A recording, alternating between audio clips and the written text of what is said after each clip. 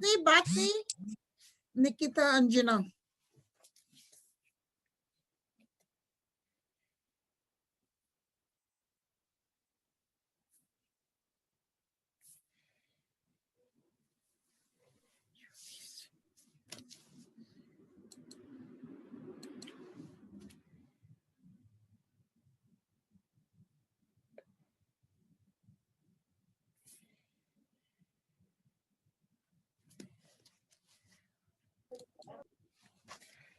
Good morning ma'am. Morning बेटा, good morning.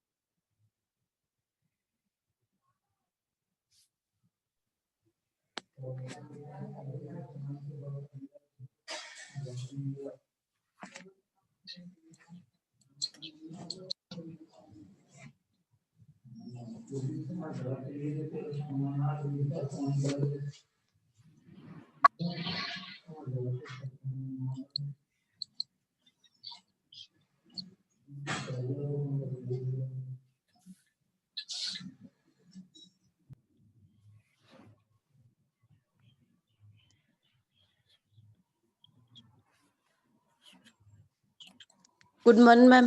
Morning बेटा, good morning. Suranjana Verma, good morning ma'am. Morning बेटा, good morning.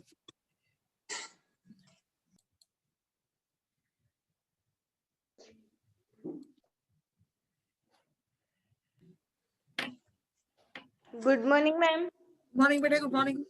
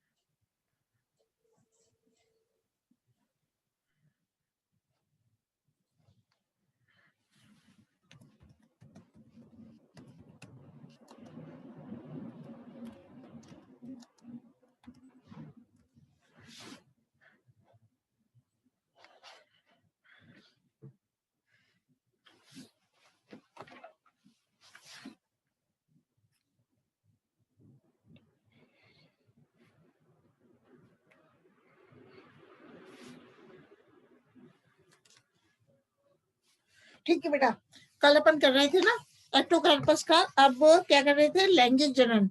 एक बार तस्लीम आ गई तो एक्टोकार्पस तो अभी खत्म हो जाएगा। तो कल क्या बताया था, एक्टोकार्पस में लैंगिक जनन कर रहे थे। और एक बार निकिता चौधरी भी आ गई, तो मैं एडमिट कर देती हूँ निकिता चौधरी। निकिता चौधरी, ठीक है। अच्छा बेटा, अभी कल क्या बता रहे थे, मतलब एक्टोकार्पस में लैंगिक जनन कैसे संपन्न होता है, how the sexual reproduction occurs in Ectocarpus. एक बार मनीषा कुमारी सिंघाड़िया।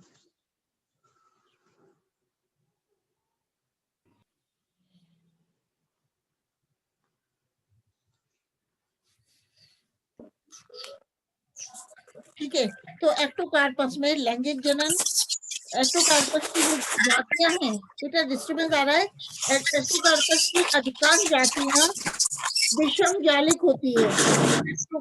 बेटा डिस्टर्बेंस है। एक्टोकार्पस की अधिकांश जातियां विषम जालिक होती हैं। एक्टोकार्पस सिलिक्यूलोसिस में कायिक असमयुग्मन पाया जाता है, जबकि एक्टोकार्पस सिकेंडस में आकारिकी असमयुग्मन पाया जाता है। अब बात करते हैं अपन फर्टिलाइजेशन इन एक्टोकार्पस, निषेचन। तो एक्टोकार्पस में निषेचन जल में होता है। समयुग्मी जातियों में संलयित होने वाले युग्मक आकारिकी व शरीर क्रियात्मक लक्षणों में समान होते हैं। एक ही युग्मक धानी में विकसित दो युग्मक संलयित हो सकते हैं। असमयुग्मी जातियों में जैसे कि एक्टोकार्पस सिलिक्यूलोसस में नर युग्मक अधिक सक्रिय होते हैं जबकि मादा युग्मक कम सक्रिय होते हैं। बेटा एक्टोकार्पस सिलिक्यूलोसस में जो मेल गेमेट्स हैं, नर युग्मक हैं, वो अत्यधिक सक्रिय होते हैं, एक्टिव होते हैं, जबकि फीमेल गेमेट मादा युग्मक कम सक्रिय होते हैं, लेस एक्टिव होते हैं और पैसिव होता है। मतलब in Ectocarpus siliculosus the male gamete is more active and the female gamete is less active or passive in comparison to the male gamete। तो इसमें प्लस प्रभेद का एक युग्मक माइनस प्रभेद के अनेक युग्मकों से घिर जाता है। मतलब कहने का मतलब है, मतलब the female gamete gets surrounded by many or by numerous male gametes। एक प्लस प्रभेद का मतलब प्लस प्रभेद का एक युग्मक मतलब मादा युग्मक अनेक नर युग्मकों से घिर जाता है और ये माइनस युग्मक प्लस प्रभेद युग्मक से अपने लंबे एक्रोनिमेटिक कशाभिका से जुड़ जाते हैं। मतलब जो नर युग्मक हैं वो मादा युग्मक से अपने लंबे एक्रोनिमेटिक कशाभिका से जुड़ जाते हैं और मादा युग्मक का अनेक नर युग्मकों के साथ अपने अग्र कशाभिका से जुड़कर घिरा रहना पुंजी भवन कहलाता है, क्लम्प फॉर्मेशन कहलाता है। तो अपन देख रहे हैं क्लम्प फॉर्मेशन इन एक्टोकार्पस कैसे होता है। ठीक है, तो इन एक्टोकार्पस सिकेंडस की अपन बात कर रहे हैं, या इसमें एक्टोकार्पस सिलिक्यूलोसस आप ले लो। एक बार साक्षी यादव और दिव्या शर्मा, साक्षी यादव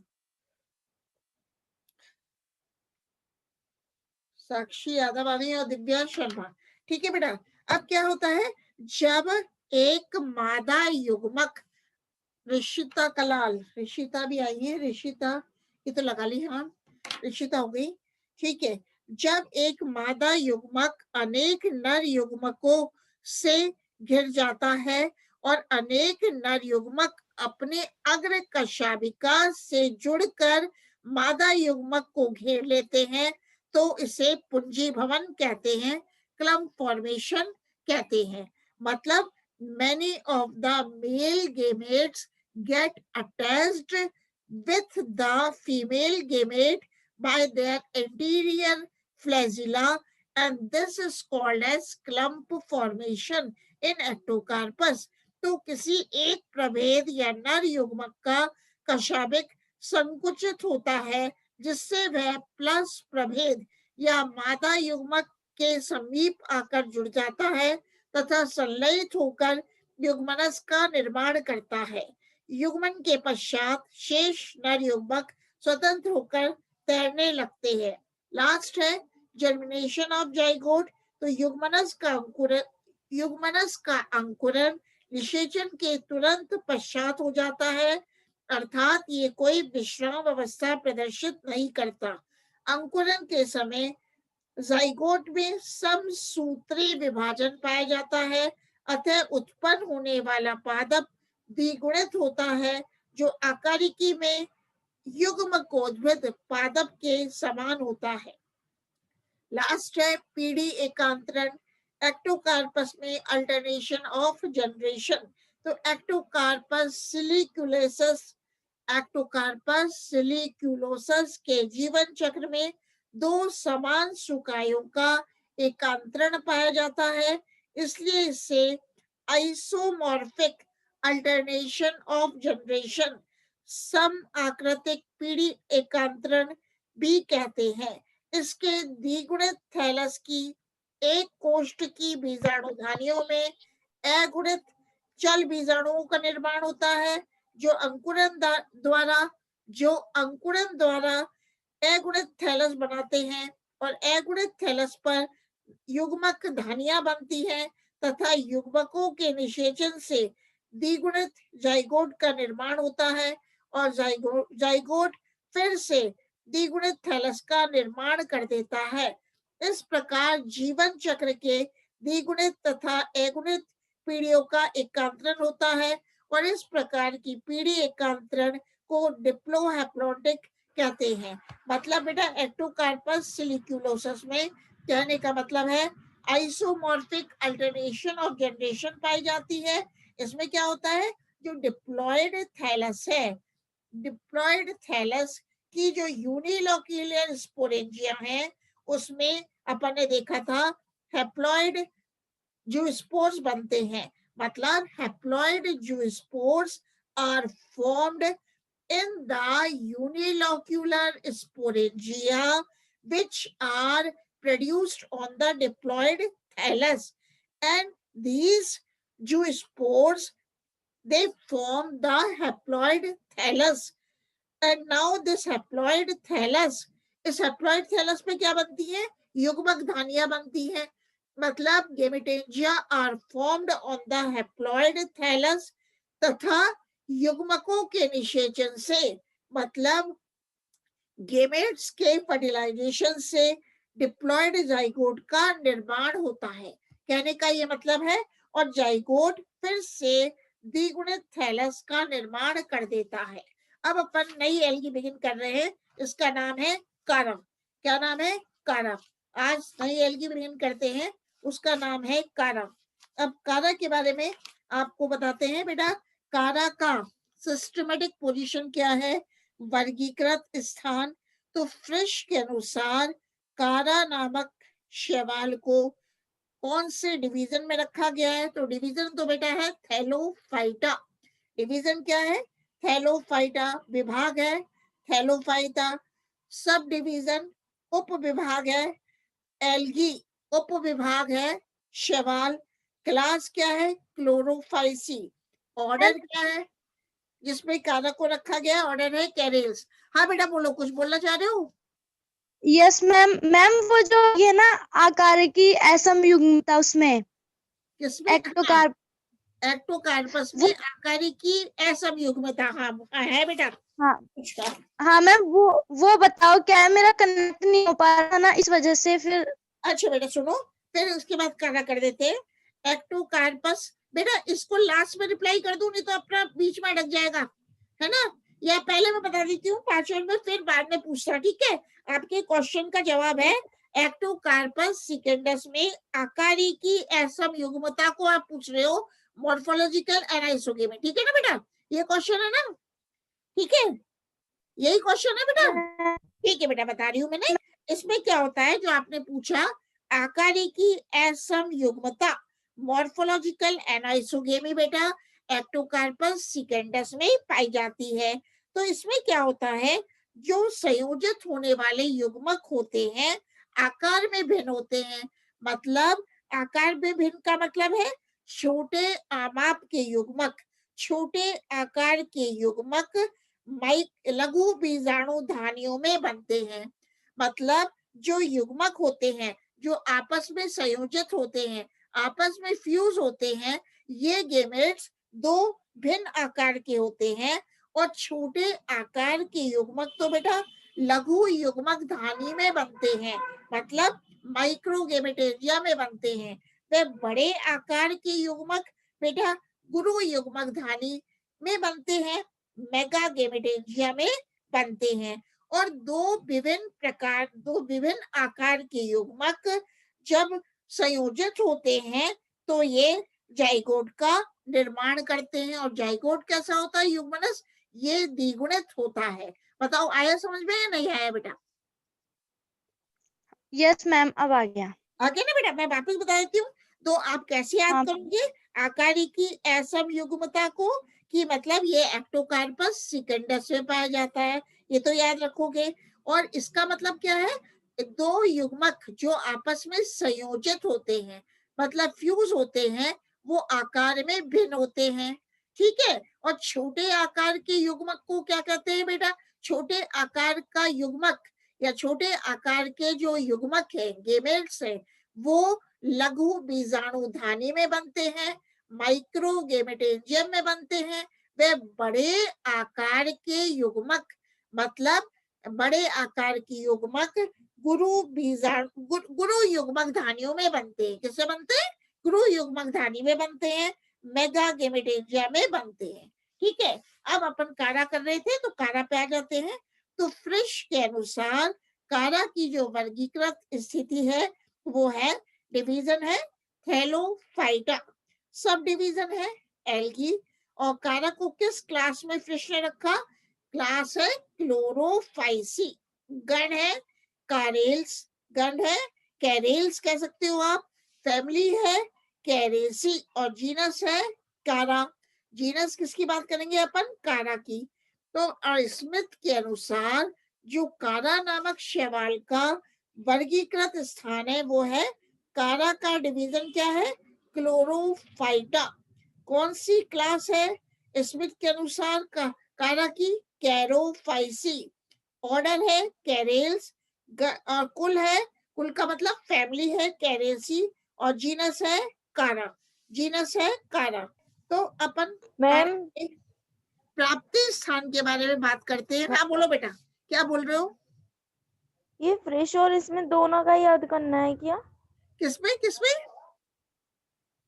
ये जो क्लासिफिकेशन है ये फ्रिश और इसमें दोनों का याद करना है क्या? नहीं बेटा, वो जो क्लासिफिकेशन में जब क्वेश्चन आएगा ना, जब तो दोनों का याद करना, वैसे फ्रिश का ही याद रखना, फ्रिश का ही याद रखना। इसमें तो मैं बता रही हूँ, लेकिन वैसे फ्रिश का ही याद रखना। फ्रिश का क्लासिफिकेशन ये है, लेकिन आपके जो कोर्स है, मतलब जो यूनिट है, उसमें दोनों का याद रखना पड़ेगा। उसमें स्मिथ का ही दे रखा है, फ्रिश का तो नहीं है, लेकिन आप दोनों का उस समय याद रखना। इसमें तो आप फ्रिश का ही याद रख लेना। और सिलेबस में आपका स्मिथ का क्लासिफिकेशन है बेटा, है ना, इसलिए एक का ही याद रखना। अब अकरेंस कारा के प्राप्ति स्थान के बारे में बात करते हैं। कौन सा चल रहा है? कारा का प्राप्ति स्थान के बारे में आपसे बात करेंगे अभी।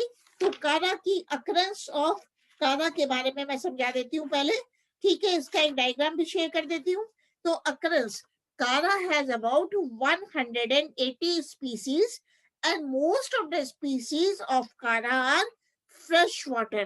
मतलब most of the species of Kara are found in freshwater, and these species of Kara are found submerged in shallow water, ponds, tanks or lakes. And a few species of Kara grow in alkaline water. कौन सी ऐसी species है कारा की जो कि alkaline water में उगती है? उसका नाम है Chara baltica. Chara baltica grows in alkaline water, whereas Cara fragilis grows in hot springs. And species of Cara growing in heavy water become encrusted with calcium and magnesium carbonate. So the common name stoneworts. So the common name of Kara is stoneworts. अब in India पर बात करते हैं प्राप्ति स्थान की। तो कारा अलवणीय जल में रहने वाली निमग्न जलीय शैवाल है। कैसी है? कारा अलवणीय जल में रहने वाली निमग्न जलीय शैवाल है। यह विविध प्रकार के कारा विविध प्रकार के शैलो पॉन्ड्स, शैलो माने छिछले, शैलो पॉन्ड्स उथले जलकुंडों में पाई जाती है। और कारा स्थिर जल वाले जलाशयों के किनारों पर उथले जल में मूलाभासों द्वारा मड में पंख में स्थिर होती है।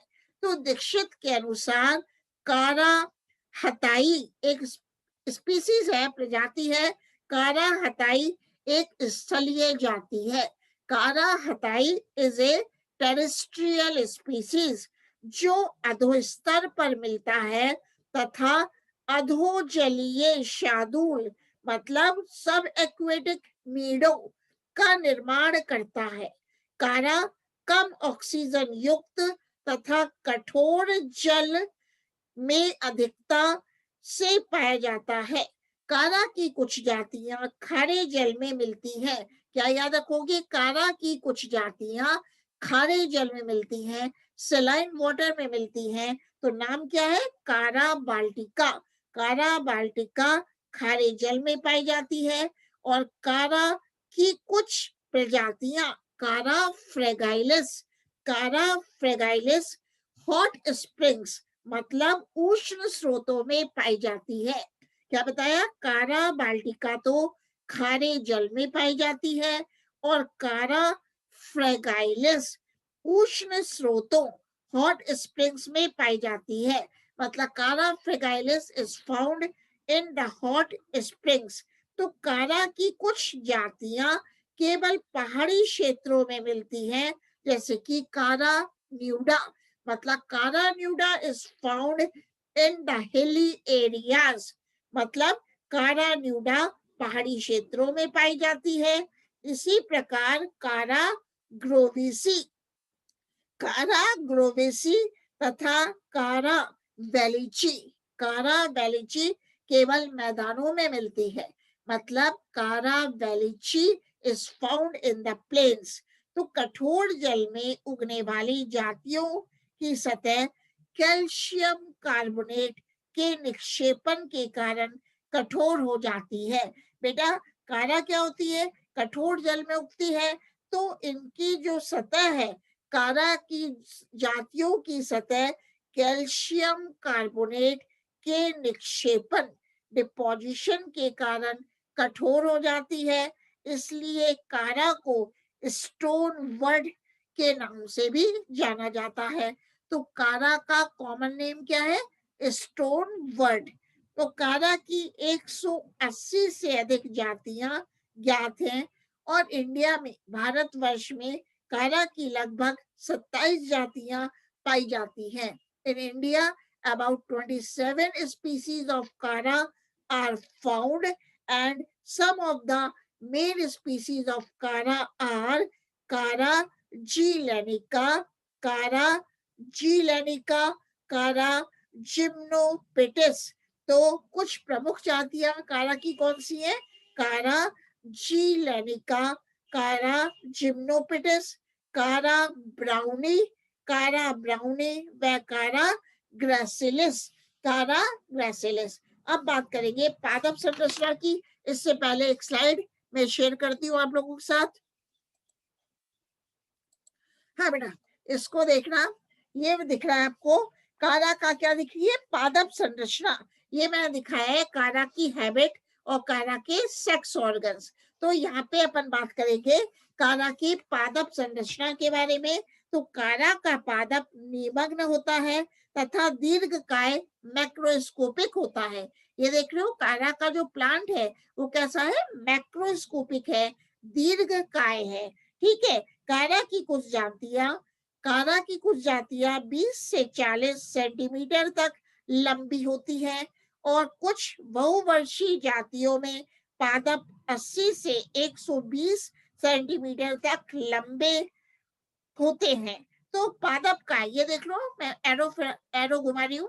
तो पादप काय मतलब प्लांट बॉडी मूलाभासो, ये क्या है? राइजोइड्स। प्लांट बॉडी राइजोइड्स मूलाभासो तथा मेन एक्सिस मुख्य अक्ष में विभेदित होता है। तो कारा का जो पादप काय है वो मूलाभासो, राइजोइड्स व मुख्य अक्ष मेन एक्सिस में विभेदित होता है। अब अपन बात करते हैं राइजोइड्स की। दिख रहा होगा आपको चित्र में, डायग्राम में यहाँ लिख रहा है कारा हैबिट।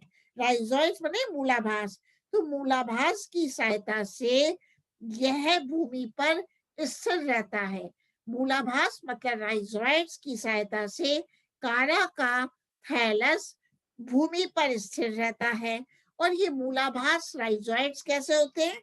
भूरे होते हैं, शाखित होते हैं, बहुकोशिकीय व एक पंक्तिक तथा तिर्यक पटयुक्त होते हैं। ये मतलब राइजोइड्स मूलाभास मुख्य अक्ष के आधार अथवा नीचे की पर्व संधियों से उत्पन्न होते हैं। राइजोइड्स कहाँ से उत्पन्न होते हैं? राइजोइड्स मूलाभास मुख्य अक्ष के आधार से उत्पन्न होते हैं अथवा नीचे की पर्व संधियों से उत्पन्न होते हैं। तो मूलाभासों में राइजोइड्स में तिर्यक पटों की उपस्थिति कारा का विशिष्ट गुण है। इन कारा में क्या पाया जाता है बेटा? इसमें तिर्यक पट पाए जाते हैं मूलाभासों में, तो इनका ये एक विशिष्ट गुण है। तो अपन जब बात करते हैं, द प्लांट बॉडी ऑफ कारा is multicellular and macroscopic, and the plant body is differentiated into main axis and rhizoids। जैसे वही वाली शेयर कर लेती हूँ मैं आपके साथ स्लाइड्स, ठीक है। The plant body is differentiated into rhizoids and main axis, ठीक है। The rhizoids are white, कैसे है? The rhizoids are white thread like multicellular, कैसे है? Rhizoids are multicellular uniseriate and branched structures. These rhizoids which you are seeing in the diagram, these rhizoids are multicellular, बहुकोशिकीय होते हैं, uniseriate होते हैं, एक पंक्तिक होते हैं, and these are branched structures. तो rhizoids arise from the base of the plant or from the peripheral cells of the lower nodes of the main axis. The rhizoids show the presence of oblique septa. अब rhizoids में क्या होते हैं बेटा? मैंने बताया oblique septa होते हैं, मूलाभासों में तिर्यक पट होते हैं। इन rhizoids में oblique septa होते हैं, और जब मूलाभासों में तिर्यक पटों की उपस्थिति कारा का विशेष गुण है। तो अब मैंने बताया तिर्यक पट पाए जाते हैं, तो पटों पर संलग्न कोशिकाओं के सिरे विपरीत दिशाओं में अपाकुंचित रहते हैं। मतलब पटों पर संलग्न कोशिकाओं के सिरे विपरीत दिशाओं में अपाकुंचित रहते हैं, जिसके परिणाम स्वरूप प्रत्येक पट पर 4 अथवा अधिक कोशिकाओं की एक ग्रंथिल संरचना बन जाती है। याद कैसे रखोगे? राइजोइड्स कैसे होते हैं?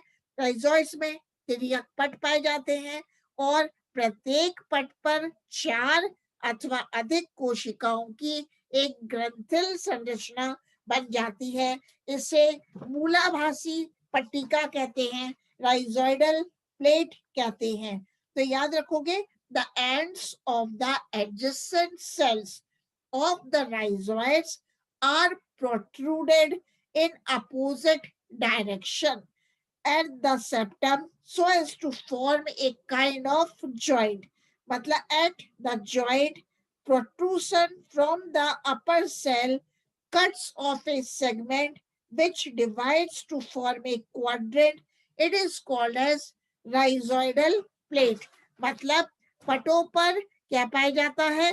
पट पर 4 या अधिक कोशिकाओं की एक ग्रंथिल संरचना पाई जाती है और इसे अपन राइजोइडल प्लेट कहते हैं, मूलाभासी पट्टिका कहते हैं। अब बात करते हैं मुख्य अक्ष की, मेन एक्सिस की। तो डायग्राम फिर से शेयर कर लेते हैं, वही वाला या दूसरा वाला कर देंगे अभी। ये देखो, जो मुख्य अक्ष है, मेन एक्सिस है, तो मुख्य अक्ष इक्विसिटम की भांति जॉइंटेड प्रतीत होता है। जो मेन एक्सिस कैसी है? जॉइंटेड है, ठीक है, ये प्रतीत होती है। कुछ बहुवर्षीय जातियों के पादप 80 से 120 सेंटीमीटर तक लंबे होते हैं और मुख्य अक्ष पर, ये देखना, मेन एक्सिस पर पर्व संधियां व पर्व पाए जाते हैं। मेन एक्सिस पे ये क्या है? पर्व संधियां, मतलब नोड्स व इंटरनोड्स पाए जाते हैं। बेटा ये नोड है और ये नोड है, बीच का क्या है? इंटरनोड, ठीक है। तो मुख्य अक्ष पर एकांतर क्रम में पर्व व पर्व संधियां पाए जाते हैं और पर्व 2 प्रकार की कोशिकाओं से निर्मित होते हैं।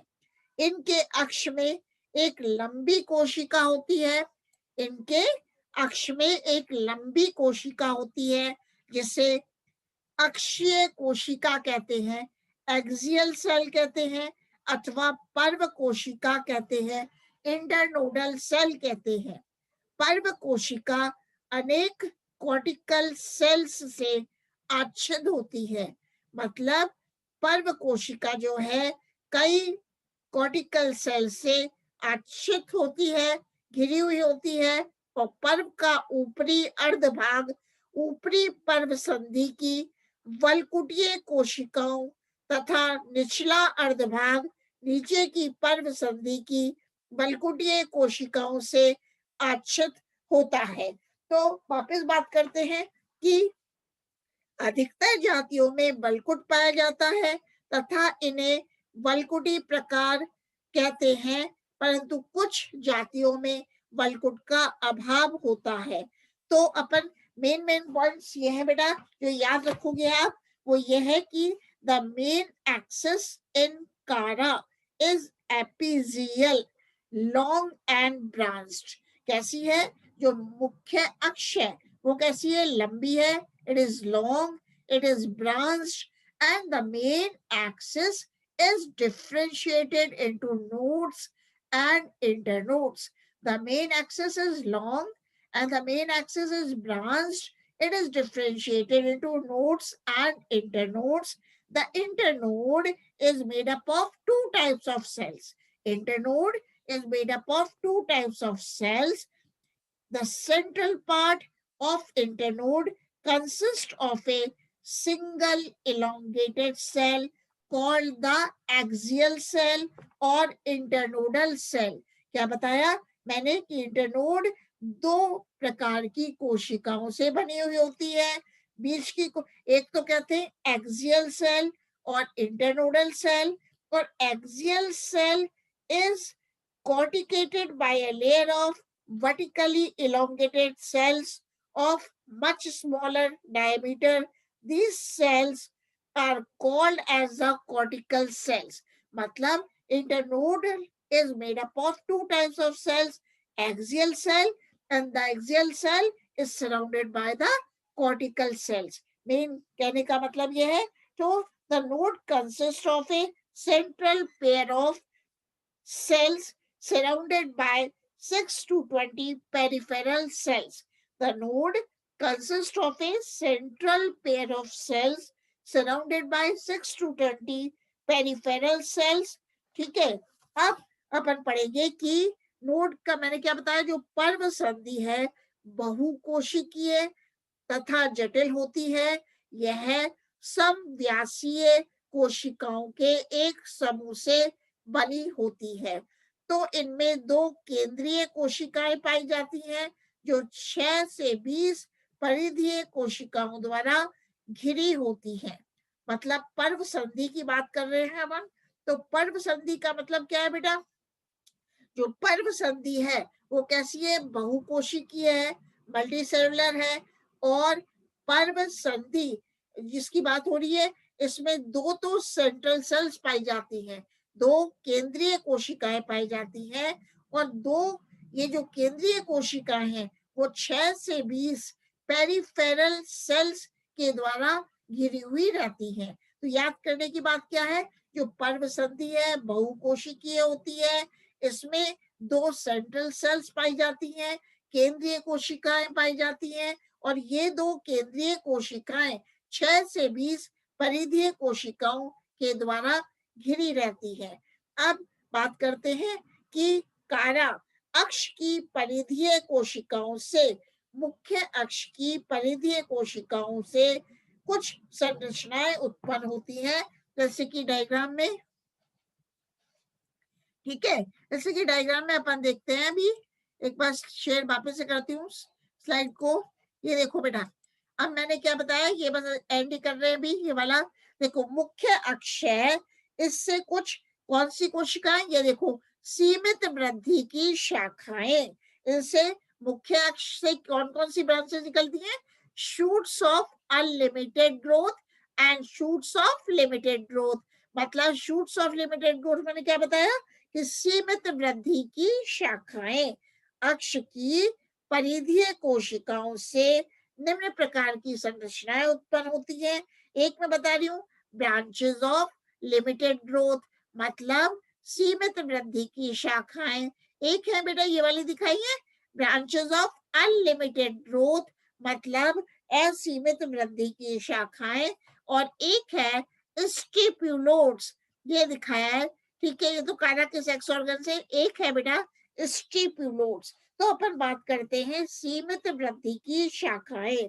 तो मुख्य अक्ष की प्रत्येक पर्व संधि से चक्रीय रूप में कई निश्चित वृद्धि वाली शाखाएं निकलती हैं।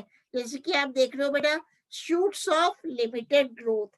तो मुख्य अक्ष की पर्व संधि से चक्रिक रूप में